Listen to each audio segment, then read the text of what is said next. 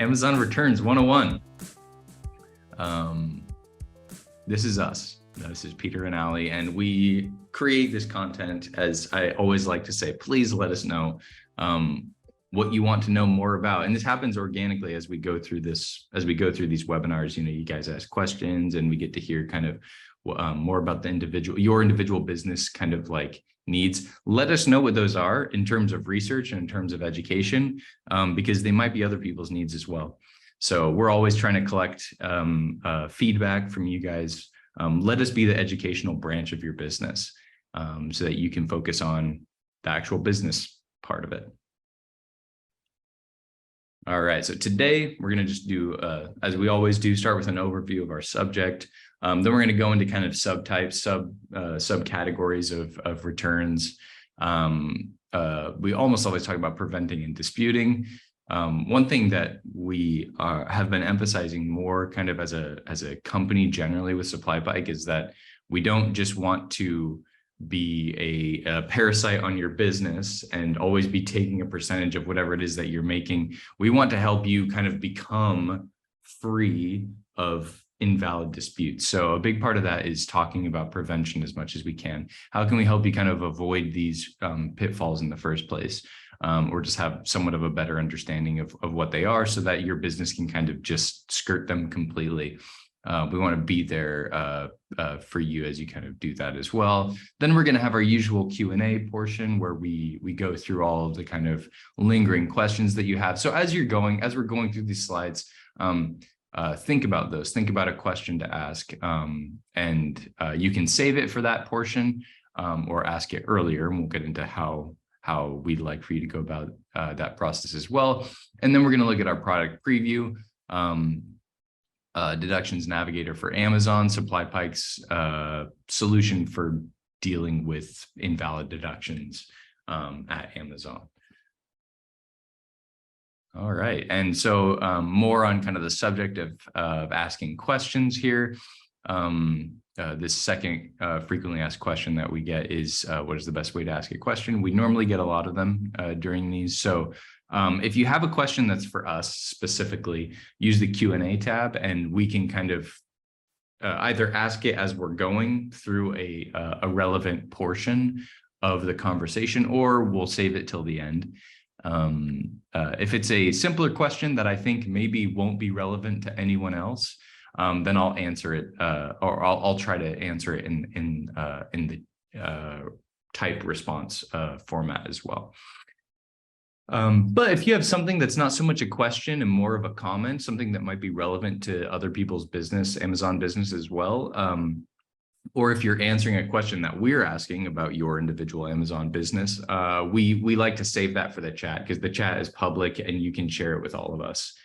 So there might be helpful information. Maybe we get something wrong. We have something that's updated in one of the slides. Let us all know that in the chat, and then we can all see it, and one of us will address it, and we can kind of have a conversation about that as well. So that's the two different functions. Q&A is just for us.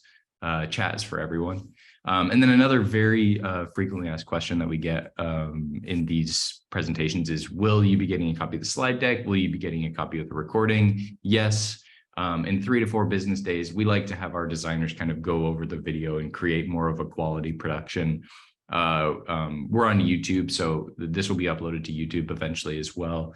So you can share it with other people on your team. You can use it as training, maybe if that will be relevant to your team as well. Or if you don't want to take notes now, if you want to kind of just revisit it later, it'll be helpful for that as well. So I always recommend taking notes because it'll be a good way of helping you kind of remember. If there's something that is really important that you're going to need to remember, it's a good memory tool to be able to have a notepad there to actually write things down as you go. But it doesn't need to be too rigorous because all of this is free for you guys and it's public, and we want it to be out there for as long as possible. So there's that.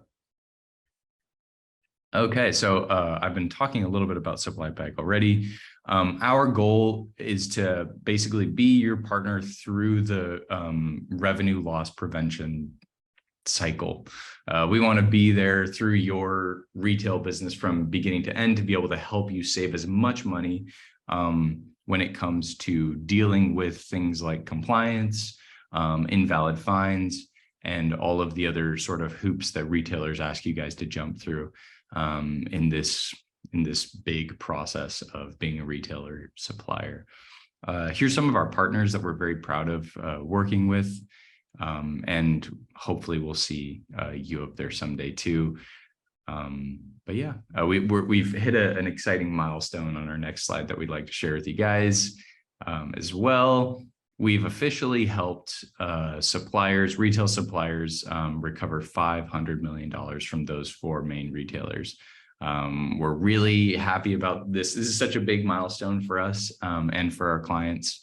And part of the way that we do this is by making disputing a very easy process with AI. So it's something that we've now developed tools to be able to kind of just do the disputing for you. We can now, with our tools, we're it's a much simpler process and much faster. So we're really happy about that. We're really proud and happy for our suppliers too, that they're saving them much money. Okay, so last little announcement here before we get going. We have an in-person event coming up pretty soon here. So if you're in the area, please stop by for some coffee and some breakfast before work. Dee Dee's going to be talking about Item 360 and going through some of the most sort of salient features of the app and some kind of common issues that people have with it as well.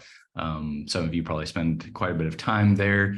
And so this will be a really exciting and helpful event as well. If you're not in the area, so if you're not in the Bentonville, Fayetteville area, you will be able to join a streamed version of it as well. So we'd love to have you there as well. That's more obviously Walmart focused. Item 360 is a Walmart app. So if you're not in Walmart, it won't be as relevant to your business. But if you struggle with Item 360, if you've been through the Item 360 rigmarole, we'd love to have you. It could be a very helpful and instructive time. Dee Dee's very experienced, and we're really excited to have her on as well. And with that, I believe, Ali, I will hand it off to you. Awesome. Thank you so much, Peter. That is great. I love that we got to share that really awesome recovery milestone with all of you today. And then one more thing I wanted to say about our Item 360 event, you can actually sign up for this now. So if you have someone on your team who is working on Walmart, or if that's you, I would suggest signing up for this. Peter can go ahead and send the link to the live stream and the in-person event because it is live. I've gotten the chance to actually speak with Dee Dee a couple times now. She's awesome. She's a wizard, not only in Item 360, but in all of the retail space. She's worked for companies like Disney, Colgate-Palmolive, Johnson & Johnson, and P&G. So she's going to be such a great resource, and you can stop by either the live stream or the in-person event, and you can ask her questions about Item 360, but she also has experience in lots of other things. So please, we'd love to see you there. And with that, let's get into why we're all here today. Let's talk about Amazon returns. So like Peter mentioned, we're going to start with an overview of Amazon returns. And this is going to feel like a very table stakes part, because this is where you begin if you haven't even dug into what it's the returns world at Amazon or a retailer. This advice is pretty table stakes when it comes to managing your returns at any business, but this is going to be, of course, Amazon specific. All right, the first step to handling your returns at any business is finding your return terms and understanding them.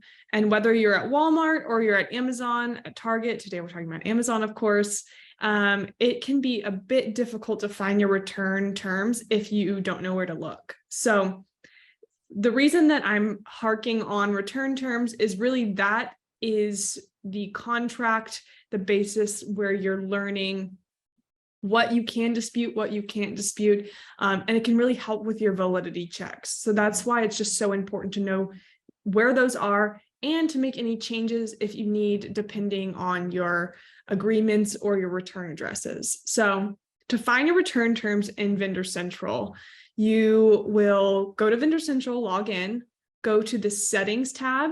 You'll scroll down, you'll click Agreements, and then it'll take you to a different page that talks about accepted and rejected. And then you'll click into Purchasing Terms, and you'll actually be able to view the details for your purchasing terms. Then the second important key thing when understanding your Amazon returns is finding your returns address. So you can find that in Vendor Central, and you'll go into Settings, and then it'll be either above or below Agreements, and you click Return Addresses. Now, if you're not seeing any of these, or you're for some reason not finding the return address or the agreement, you probably have restriction because of your admin. So just ask your admin to either give you access to view or edit, or you can just ask your admin to pull that information up for you. But it's pretty key for everyone to understand your return terms and know that your return, where your items are actually going to be returned to, just to have easy prevention for incorrect returns or any of the other things that will come up in the returns process. All right, like I said, managing your return address is a key table stake to any returns business. And one edge case we see with several suppliers is having outdated return addresses. And this happens, you're new on the business, or your team hasn't reviewed that, you're in the process of moving your return address and you kind of forget to update that. Totally understand, but it can create additional return related chargebacks if you were having your returns sent to the incorrect address. So to edit your returns address, you'll go to Vendor Central, like you're going to view your return address like we talked about before. So Vendor Central, Settings, and Return Addresses, and then you'll click Manage Your Address. The key part here is if you have several different vendor codes, making sure that those vendor codes are matching to the correct return address. So make sure you filter. It's kind of a little filter bar. It's really hard to miss on Amazon's Vendor Central the way it's set up. You'll select the vendor code, the correct vendor code, and then you'll update that contact information. And if you're in a process of changing your return address, you're moving facilities, I would suggest just putting it into your moving checklist of updating your contact information, because it's a really easy one to slip under the cracks, and then it will result in those return related chargebacks. And again, if you're not the admin, you might not be able to access or edit this. So just reach out to your admin and you should be able to get that resolved pretty easily. All right. This is kind of the last concept I wanted to go over in the review process, and that is how return fines can stack. So if you are at Walmart or you're at Amazon, you're going to see this probably for other retailers too, but essentially with return fines, because there are several moving parts that aren't necessarily bringing profit, you're going to see freight charges, handling fees, and then fines for the return. So let's say you get a return for a PO and you see that there are a couple other charges that are also attributed to that PO. Most likely they're going to be a freight charge. So Amazon does do freight charges, and we'll talk about that here in a little bit. So it's just additional cost for moving your merchandise to the place that it needs to go, whether that's the return address, a consolidation center, wherever it's supposed to go, you're being charged for moving that, Amazon moving that product for you. Second is a handling fee, which kind of goes hand in hand with freight charges. And that's just the labor or additional cost that's outside of freight that is required. Maybe it's repackaging it or the cost of destroying it, whatever that may be. You might also see a handling fee attached to the main fine or chargeback for your return. So as you can see, that starts to create more cost on top of just a regular fine. And that's why we wanted to go over Amazon return fines today, because it can just continue to create a problem if you don't have all of your ducks in a row when it comes to Amazon returns. So let's get into that. And then just a key thing here, this doesn't include other types of fines that can be impacted with your supply chain issues. So let's say a great example would be a concealed shortage. So you have, a pallet, someone at the facility is unwrapping it to go to other FCs or wherever it's going. Maybe it's going to a customer, whatever it may be. They unwrap the pallet and they see that, your juice boxes got squished and like one of the case packs is damaged. You're unable to sell it. So you may be charged for a shortage fine, but then also to return maybe some of the other merchandise that's affected. You have juice boxes, so you have wet cardboard and you can't send those out, whatever it may be. You might see a shortage that's also attributed to a return, and then you also have those freight charges and handling fees. So that's why we really wanted to go over returns today. It can start to become a larger mess when the details that should go smoothly in your supply chain start to go awry. All right, but before we learn how to dispute or prevent these returns that start to pop up, we have to understand what types of Amazon returns there are. And the importance of understanding the Amazon types is because there are several Amazon types, and we'll get into the exact amount here in a second. But when it comes to the disputing reason, which is a key portion of disputing returns, Amazon is very clear in their training and in their documentation that having the correct Amazon return dispute reason is pinnacle to winning a dispute. So we're going to actually cover those, dig into what these details mean, because they start to look the same. They use a lot of the same words. So we're going to kind of pick apart what each one means so you can pick the right one when you're disputing these. All right. So there's kind of two buckets, and they start to kind of break out into these different terms. So the first bucket of return types is damage-based returns. And that's pretty easy to understand. Essentially, the merchandise that you sent off at some point in the supply chain is damaged. So it can happen before it comes to the customer, during that, or for some reason after a customer receives the product. So we'll go into the 4 different types that are within that, and we're going to use a timeline to help us kind of illustrate the framework of that before, during, and after. So we'll talk about customer damage returns, carrier damage returns, vendor damage returns, and warehouse damage returns. The key point of this, and this is pretty self-explanatory, is the fact that customer damage returns is attributed to a customer. Carrier damage returns are attributed to the carrier. Vendor damage returns are attributed to the vendor, and so forth. This doesn't necessarily mean that Amazon or the supplier owns that responsibility. We'll get into where you might have to dispute something that doesn't seem to be the at fault of the supplier or the responsibility of the supplier to pay, but we'll kind of talk about that more. And then the second bucket is situation-based returns. And this is kind of the catch-all. It can be essentially just any scenario that would affect a PO or merchandise being sent back or unusable for Amazon. So that's going to be our undamaged overstock returns, which is pretty self-explanatory, expired returns, and then defective returns. So you can see that some of these may overlap, because couldn't a customer damage return be a defective return? Yes, we'll get into why these are considered different by Amazon.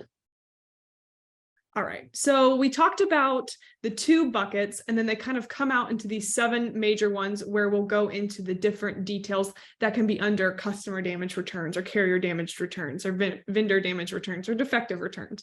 But again, it's really helpful to understand that these buckets when you're making decisions on how you dispute and how you compile your proof documentation, because it'll help you determine how to best dispute and then ultimately how to win. And again, if this is at the fault of the supplier, how to prevent these returns in the future. All right, so first we're going to talk about damage-based returns. So in the bucket damage-based returns, remember we've talked about damage-based versus scenario. The first one we're going to cover in damage-based is customer returns. So again, very self-explanatory. It's reached its final destination. It's past the FC. It wasn't damaged at the FC. It wasn't damaged when you sent it off from your warehouse. But for some reason, when it gets to the customer, they're sending it back to Amazon because it didn't meet their expectations. And this can kind of filter into a couple different reasons I'll get into in a second. But this type of return will just determine on the customer return policy. So again, this is why knowing your return terms is crucial, and understanding how those return terms are created based on the products that you sell.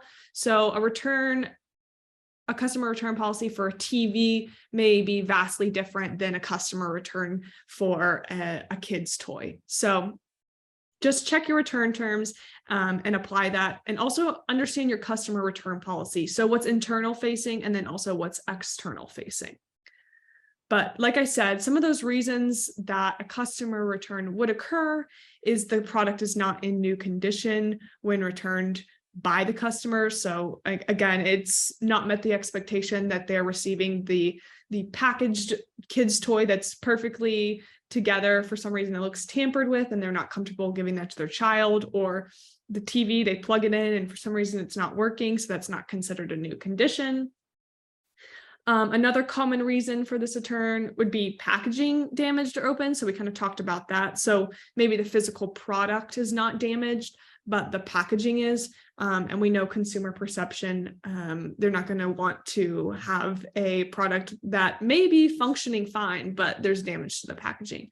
And that can be depending on your category, what you're selling, who your customer is. So again, just review your customer return policy.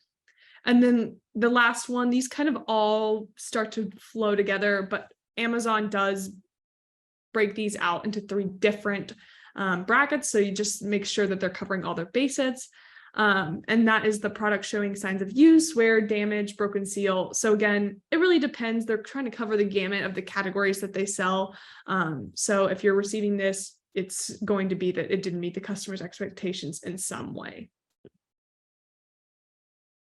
All right, the second damage-based return is carrier returns, and those can happen in 2 different areas. So at an Amazon FC, an item is returned to the FC because it's damaged during return, transit, or delivery. So let's say, the customer received a shirt and they meant to buy the red one, and they did, and then it came and it was a blue shirt. They actually returned it. And it was fine. It was, still sellable. There was no damage to it, but for some reason, once it got to the FC, it was received as damaged. And then the second carrier return is an item damaged during transit to an Amazon customer. So we've all seen the viral videos of different carriers returning things to a door, and it's, a busted box. This could kind of filter into customer returns, and you can see where it starts to get confusing, but it's really like a customer return would be like a concealed shortage for a carrier return. So maybe the packaging outside looked fine and they accepted the package. But in this case, with a carrier return, a carrier would probably not even deliver a busted box to the door of a customer. So that's really just more to tease out the difference between customer. It looks fine to a customer when they receive it, but when they open it up, it doesn't meet their expectations. Whereas carrier returns, something has happened in transit that makes it unreturnable either to the customer at the initial delivery, or able to be filtered back and sellable when it's received back to an FC. All right, the third type of damage-based returns is vendor returns, and this is when an item is damaged before delivered to Amazon by either the vendor or the vendor carrier. So we've all had situations like this when we're working with other carriers. It seems to be a story of whodunit, whether it is, the supplier packaging their merchandise faulty, or creating some other kind of issue that makes delivery to an Amazon FC unsuccessful, or really it's finding out, was it the carrier's responsibility to pack the truck better, or to create an easier time for the Amazon the products to get to Amazon. So again, this is another one where it can be whose responsibility really was it for this return. And we'll kind of get into how you can create proof documentation to show that it wasn't necessarily your fault as the supplier, but actually the fault gets passed along to the carrier. All right, and then lastly, from damage-based returns is warehouse returns. So an item is damaged after it's delivered to Amazon, but before leaving an FC. So again, it's really just knowing time and place, knowing where to pull it out of the timeline to attribute it to the correct bucket, so then you can get on the right track of winning your dispute. All right, and some common reasons for warehouse returns is, handling at Amazon fulfillment centers. So a key thing to point out here, if you're seeing constant returns because of a fulfillment center, and it's always, FC 2250 or whatever that may be, maybe it's time to have a conversation with with an Amazon team on why you're continuing to get fulfillment center issues or returns from that particular area. Other common reasons would be issues with packaging, either issues that would be supplier responsibility or something that's happening at the Amazon FC, or concealed issues within pallets. So again, concealed issues like shortages can start to pop up anywhere in this timeline. So you definitely see those kind of married together sometimes when it comes to the chargeback process. All right. And then we have situation-based returns, which I'll kind of go through quickly since they're pretty self-explanatory. Undamaged and overstock returns can happen due to a lack of customer demand, which is often just an error in forecasting, and that can be on Amazon's side or the side of the supplier. And a key part here, we've talked a lot about damage-based returns. These must be undamaged. They could be resold either to Amazon at a later date or to other retailers. So these are items, this is merchandise that is still sellable. It's not damaged. On the other hand, a situation-based return would be expired returns. So whether that's makeup or produce or something else that has an expiration date, Amazon will return that based on it being expired, which makes sense. And then lastly is defective returns, which kind of overlaps with customer damage or some of the other damage-based returns that we talked about. And that's going to include missing parts, manuals, instructions, or warranty information. And this is often, like I said, confused with a customer damage return. But again, it's going to be more so when it comes to your manuals, your instructions, warranty information, missing parts. And this is where it can be difficult to decipher between defective returns and customer damage returns. So I mean, really the key place to start is understanding where it happened in the timeline and if it's better to apply it to a defective return or a customer damage return. All right, so now let's get into preventing and disputing Amazon returns. And we'll start out with talking about prevention, because whether or not something is valid or invalid, a fine is valid or invalid, we want to know why it's happening and check for the validity so we can apply that learning to any business that we're having, whether it's, we're always seeing concealed shortages. Oh, we need to enforce our packaging better, or we're always having this issue with this carrier. Okay, maybe we need to have a conversation about responsibility and what's at the responsibility of the supplier and what's at the vendor or the carrier rather. So let's talk a little bit about prevention. All right, I'm going to sound like a broken record, but preventing returns really comes down to knowing your vendor agreement and your return terms. Like I said, you can go find those in your settings, scroll down to agreements in Vendor Central, click accepted versus rejected, and then look at your purchasing terms to review. My suggestion is to review these at least quarterly or before you're disputing any of your returns. The second kind of pro tip for preventing returns is resolve these issues through your self-service tools and processes in Vendor Central. So if you can see the validity of a return go ahead and process that through Vendor Central, dispute it, or accept the fee rather, and then just distribute what you've learned to your cross-functional teams to better improve and mitigate any charges in the future. And then lastly, I know I've said this before, but ensure your return address is up to date. This seems to be one of the most common reasons why return fines continue to stack. And if you are returning to the wrong address, you will probably have to pay for an additional freight fee if you're shipping it to the correct address. So just go to settings and click return addresses to edit that. All right, so here are some common reasons that suppliers will start to dispute vendor returns, and these are valid reasons for disputing vendor returns. The first one is that your agreement regarding returns was executed incorrectly. So if you view your purchasing terms and see that Amazon actually went outside of the protocol that you have for disputing returns, I'm pulling from Walmart returns a little bit here, but it's pretty standard across the industry.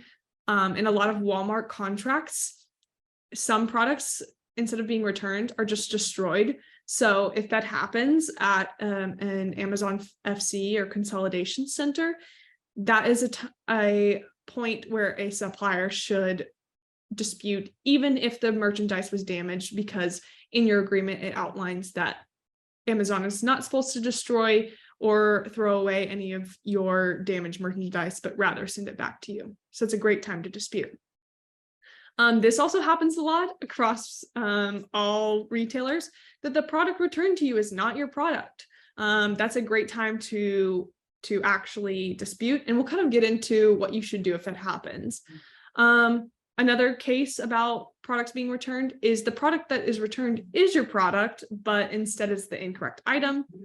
And then lastly is the return was incorrectly deducted. We'll talk about that a little bit more. Of course, there's more reasons to dispute vendor returns, but these are kind of the top ones that we see often, including the address being incorrect. All right. So this is a lot of information about where to go when with Vendor Central returns. Because there are so many apps that kind of do similar things, this is a really easy place to come back to when you want to think about what action you need to take and the applications to use. So the first one is reviewing returns. And the way Amazon has broken out Vendor Central for reviewing returns is by new invoices and by paid invoices. So for new invoices, go ahead and look at returns. But for paid invoices, go to product requests. And you can see below the application is navigation. That's actually how you get there. So again, feel free to take a screenshot of this if you're going to be disputing returns today. But if you can wait a week, we'll send you the deck pretty soon. So that's just a call out there. Then the next action that you might want to take with returns is actually tracking those. So when are those going to be received to me? Where are they going? What's the status of it? And that's going to happen in product requests. So that's in the same place for paid invoices. And then lastly is actually disputing the returns. So if the invoice number is provided, then you'll go to vendor returns. But if you want to go look up an invoice number and dispute that, you go to dispute management and you'll input that invoice number. And you can find how you navigate there in that lower box. So mostly when you're disputing returns, you're either going to have an invoice number that you're looking at in dispute in vendor returns, or you're going to be looking at your invoice numbers, realize that you want to dispute that invoice number in particular, and then you'll go to dispute management. We'll start with the first box where the supplier puts in the invoice and the invoice number, and that starts at dispute management. So the steps that you'll take basically are selecting new disputes and selecting vendor returns. That's making sure that you are disputing a vendor return and not any other type of deduction chargeback that you can dispute at Amazon. And then you'll need to have the following information. That's the invoice numbers, dispute quantity and amount, dispute reason, justification, and supporting documents. And that's just basically table stakes. I would highlight the that all of these are pretty important. You don't always have to have supporting documents because Amazon necessarily doesn't require all of those. But again, if you feel like it will build out your case, I would highly recommend including that, especially dispute quantity being the full amount. We like to just remind suppliers that yes, you can put an amount lower, but go ahead and just ask for the full amount, and Amazon can decide how that they should parcel out that dispute quantity amount. And then lastly, and this is the same for invoice number provided, save that documentation for other claims. Like we've talked about today, it could, that return could tie back to a freight charge, a handling charge, or even other dispute types like shortages. So just save that information for a later date because you never know when you might need to use it. And then the process is relatively similar for if the invoice number is provided in vendor returns. So if you don't have any returns that are being processed, there won't be an invoice number in vendor returns. But essentially, if you do, you'll be able to select from a list of returns, and you can then select dispute these returns or this return. And then you'll input the following information, which is just the same as inputting the same information in dispute management. You just don't have to provide those invoice numbers. And again, dispute reason, dispute quantity amount, and justification are really the key things you're going to need when disputing in vendor returns. And then again, just save that documentation for other claims. You never know when you'll need them. All right, we talked a lot about damage-based versus situation-based. And within those two buckets are the 17 types of return codes. It feels like they just start to multiply, but we've broken them out into 4 buckets you can choose from once you decide if it's damage-based versus situation-based, and then apply these buckets within that. And the 4 main buckets within return codes, it's going to come down to, is it a cost problem? Is it a shipping problem? Is it a product problem? Or does it not fit into any of those and it's kind of other? And we'll talk about those all in detail next. So for cost return codes, there's 3 main types, and that's discount is missing or incorrect, price protection is not applied to return cost, or product cost is incorrect. And we've provided the proof documentation needed here. I'll kind of quickly go through these because we have a little bit more information to get through before the end of the hour. So basically, if you have the discount missing or is incorrect, provide document and conversation with Amazon on why the discount shouldn't be included or incorrect. You can also pull your purchasing terms or other agreements you have with Amazon to show that this is missing or incorrect. But that's the probably most foolproof proof documentation for this type of cost return. For price protection, not applied to return costs, check your contra cogs agreement, and then dispute if you have a documented reason to not apply price protection. And then lastly, if the product cost is incorrect, check the invoice costs on the ASN or PO, and then provide documented conversation why it is incorrect. That's why it's really important to get ahead of these and be proactive if you see something that is incorrect, and saving those conversations that you're having with Amazon or you're having with your team when it comes to cost returns, because these can be some of the most difficult to dispute. All right. Commonly, shipping return codes happen often, and the 4 different types that are broken out are incomplete return received, prior return authorization required, product parts missing, or return not received. So with incomplete return received, check the status of the return shipments. You can do that in vendor returns. Remember, returns take an average of 2 to 3 weeks. If you're seeing that a return is taking longer than that, check your return address, follow up. You can always edit that and kind of stop that in the process. Maybe it's sitting somewhere else or someone else received it. So it's a good thing to call out. And dispute the missing amount if missing from return shipment tracking. So let's say you shipped 10, you're supposed to receive 10 cases, but only 8 are showing up in that. Go ahead and start disputing that missing amount because that's lost product. For RA required prior return authorization, check your return terms, provide specific details from VA or documented conversations with Amazon, and that's vendor agreement. Product part missing is just checking the status of return shipments, and then dispute if the missing parts, if it's still missing from the return shipment tracking. And then return not received, check status of return shipments under payments, and then dispute if shipment is not found. The third type of return code is product, and that's damaged and defective return received in sellable condition. Again, this happens a lot with customer returns. So if you can, and you're seeing this error often, take photos of returns in sellable condition and dispute why it was returned and why you received that fine in the first place. Second is different product return. So this happens sometimes. It's not your product, or it is that's different product. Let's say you're selling red shirts and you receive the blue shirt back. This is either customer fraud or an FC mistake, so fulfillment center. Just take photos of that and provide the ASNs of the product received, and that will usually get sorted out. The third type of product return is overstock return received, damaged, or defective. So overstock, again, should not come to you damaged or defective. So take photos of that that it should be in sellable condition, but were damaged in transit, and the supplier should not be responsible for that. If the product that's returned isn't yours, take photos of an incorrect product. Do not reject the product at delivery, and we'll kind of talk about that in an upcoming slide. And then lastly, specific products that cannot be returned, just check your return terms and provide specific details from your vendor agreement or documented conversations with Walmart.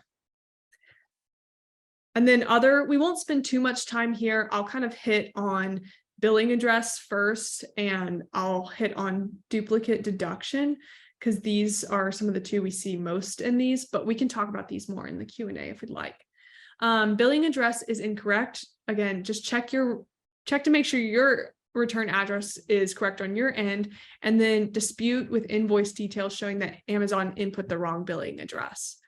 And then with duplicate deduction, that's meaning, you're seeing two of the same type of deductions on one PO or ASN. Check your return terms and then provide the additional charges, why they're incorrect. And this is why saving that documentation from other claims is really important. You can pull that in and show that was already disputed. Unfortunately, I don't think Amazon saves any of that information necessarily for you, so it's great to have it on your desktop or saved in some kind of shared folder with your team. All right, like I said, about multiple disputes, Amazon suggests opening separate disputes for each claim. That way they're processed more efficiently. This is different than some other retailers that want you to kind of bulk those together, but in Amazon's system, it actually makes more sense, but you can still use the same documentation across different deductions. Here's a couple other considerations about return. We talked about freight a little bit, how it could be, your carrier's responsibility or yours. You can review your freight charges for returns and kind of create a document around that to see if there's any patterns and if freight charges should necessarily be passed on to your vendors. Another key thing about freight charges is they don't necessarily happen in real time. They're going to be deducted periodically in intervals. So if you see a big bulk of charges come through and you're wondering what those are, they may be freight charges, and you may want to go tie those back to returns that you've disputed or returns that you were able to kind of sort out proactively, because you still might receive a freight charge for it. And then rejecting returns is something that seems a little counterintuitive. If it's not your product, you feel like, I don't want that. I've got enough problems to handle on my own. Don't reject physical returns from carriers, because you may not be reimbursed. And if you reject that, the product might just be liquidated, which kind of can start to dissolve your proof documentation for that. So if you do disagree that you should be receiving a return, whether it's yours or not, just accept the delivery and then follow the returns process. And then here's just a couple tips for disputing for suppliers. Again, make sure it's the correct reason code, include as much information as possible for a successful dispute. So really following Amazon's path of, is it customer or is it damaged or is it situational? What bucket does it fall in for the reason codes can help you have a more successful dispute. And then investigate the returned item if it was a part of a deal program. We see this pretty often. This can be a pattern with Amazon. Some deal programs have return options that are different than your return agreement. So you might be actually more lucky disputing against that deal program, or even just understand what deal programs you're entering into before, so you have a plan of action for any returns that come out of that. And then lastly, help contacts. If you're not getting the assistance you need in vendor returns, go to the support tab, and there's several different options, and it's not very clear if you're just looking at who to find for co-op or vendor return help. But actually, if you go to support, contact, payment, you can actually find who you're looking for. They'll also help you with freight cost issues, or you can join the Amazon Vendor Central support group on Facebook. There's also one on LinkedIn for tips from other suppliers to see what they're doing, especially when it comes to real life examples. And with that, we're to the end of our content. Here are some of the resources we have.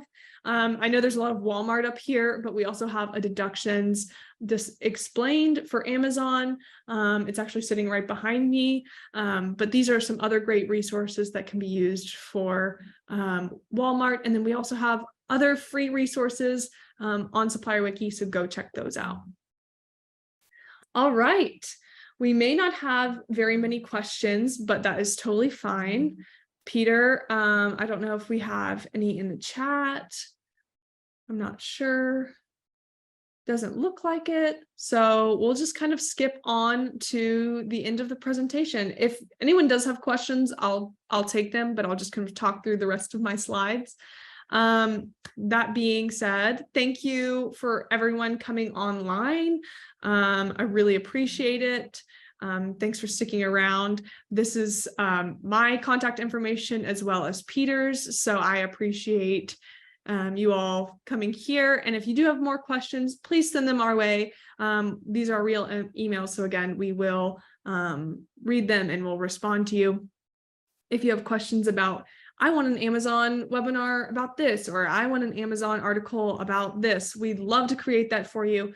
But if you're also interested in our product, we can get you connected to some of our teams that work on product. So with that, I'm going to go ahead and get into our product preview for Deductions Navigator for Amazon. So if this is your time to sign off, totally understand. Here at SupplyPike, we really don't want to do a hard sell ever, but we do want to show you what we work on. On the other side, we work on free education here at Supplier Wiki, but at SupplyPike, we've got some really cool products that can make I think one supplier said it's a huge time saver. So we work on some cool things there. But again, understand if you have to log off. All right, so I am going to stop sharing my screen here for a second, and I'm going to navigate over to Amazon Deductions Navigator, and we will get that fired up here. All right. My screen share is loading. There it goes. Awesome. So here we are in Deductions Navigator for Amazon. Quick thing, we've talked a lot about Amazon today, but we have the Deductions Navigator platform for Walmart, for Target, for Kroger, and then of course Amazon. So it is tailored to the language and the details that are provided by each retailer. So we'll look a little bit here at the dashboard for our demo account for Amazon. So you can see just really high level, we try to provide easy access to what's going on. So you can see your gross reductions received, net reductions received, total actionable. So the stuff you can actually go off to, what's on the table for you to dispute at Amazon. and then what's approved, which is really cool just to see the win, what money you've won back. And then you can just see a dispute win rate, which is really exciting. And then there's always, if you kind of forget what you're looking at, you can see the exact definition of what's happening. You can also visually see these stats here. You can see the approved, what's been denied, what requires your action versus the amount of money that's required for Amazon to go after, things that you have not disputed, and what you've decided, like either this was valid or you're just not going to go after it. You can kind of see that by status. Then we have some other just helpful information, such as deduction by type. So you can see, okay, I'm receiving a lot of shortage claims. Maybe that's where I want to start when I start disputing on Amazon. You can see deductions by line item, which is helpful from just a top line view. And you'll see that this says last updated in October. Again, this is just our dummy account that we used for demo conversations. So actually we update this daily, which is great for you to get the freshest data that's available. You can also see deductions by location, which may be really helpful for return conversations. So vendor returns, seeing, I'm receiving a lot of return fines from this type of DC. I want to investigate that and see if that's necessarily my problem as a supplier, something I need to correct, or if I can dispute that this FC is not necessarily doing the correct dispute process for vendor returns. And you can also see it by payee code, which is helpful. So lots of really quick, easy information to digest, and you can filter all of this by invoice date. So that's a really easy portion of the app to look at, to kind of understand your business, which is why we recommend going ahead and, if you're interested, signing up for the free trial, because it's free. You can dispute from it for free for your trial amount, which usually our trial amounts are like 1 to 2 weeks. And any money that you win back is yours. We're not taking a percentage of that. We're not, charging you a fee. It's a completely free trial, and you get all this information. So even if you just want to snapshot and see how your business is performing, maybe you're like, wow, my dispute rate is 100%, or I have no deductions. I'm doing great. That could be a helpful resource, or maybe you find something really interesting in your free trial, and that can help you understand how to face your deductions business, whether or not you decide to use SupplyPike. Something else that I wanted to mention about just SupplyPike before we get over to the deductions tab, which is really where we get to do the action work when it comes to deductions at Amazon, is the fact that there's lots of different ways you can dispute, whether that's manually or having another software or a broker handle your disputes for you.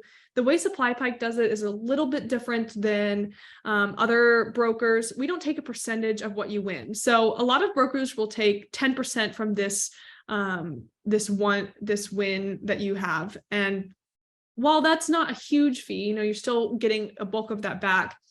That's not necessarily you winning all your money back.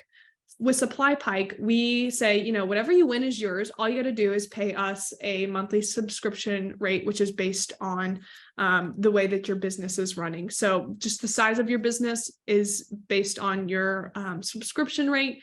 So really, we're not taking what you win. You can win $10 or you can win $10 million, and we're just taking the agreed upon subscription rate. So I think that's a really cool feature when it comes to deductions navigator. On the action side, this is my favorite place to be in Deductions Navigator. This is where you can actually start to do things and see the magic work. You can use any of these filters up here, so you can see, what is on the table for me. What is the deductions I've been working on? What's in progress? What are some of the open items, which is kind of more on the settlement page. And you can even go over to like a step-by-step settlement guide. We give you educational information on how you handle different disputes actually in app. You can see archived and then all deductions, but let's spend some more time in actionable. There's some really fun filters that have baked in business logic that allows you to say, okay, what deductions are developing? What's on the horizon? What's optimal? Meaning I could dispute them today and I would probably win them. And then what's maturing and mature. So if you've worked in the Amazon deduction space for a while, maturing and mature disputes, Amazon says you're probably not going to win those. But we actually do have some information that says that may not be always necessarily true. And that's another conversation for another day. But let's say we're just going to go after optimal. We can search those deductions, or we can just look at all of them and you can dispute from there. You can also see, what have I already taken action on? What have I not taken action on? And you can filter from there. And then you can see, okay, I just want to go after shortage claims. I don't even want to look at price claims today. I just want to focus my attention on shortage claims. And then you can filter based on attachment type. So because we are built into the information that Vendor Central has, we can actually pull all of these types of documents in to attach, which is really cool that you can attach your supplier agreement for vendor returns, which would be really powerful instead of having to pull that and look it up yourself. So you can attach proof of delivery. Again, this is a dummy account, so we just don't have a lot of documentation attached to that. But you can filter through dates, amount. There's even more about only failed disputes if you want to try those again, disputed through SupplyPike. But yeah, there's lots of information. We'll just click into one of these to take a look of what it would look like to actually dispute.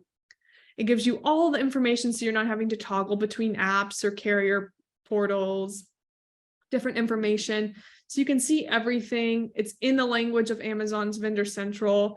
It gives you the invoice history, order information, and you can even add attachments, but most likely if you have your Vendor Central account attached, you can just have a BOL already pulled in, or what other proof documentation.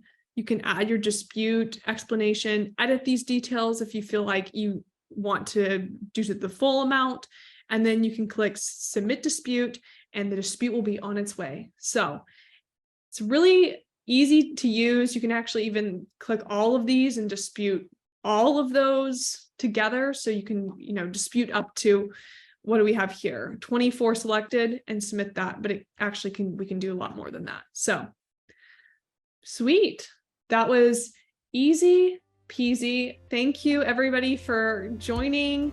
I'm happy that we get to talk a little bit about Amazon returns. Please send us your questions if you do have any, and go through Amazon's Deduction Navigator. So thank you, Peter.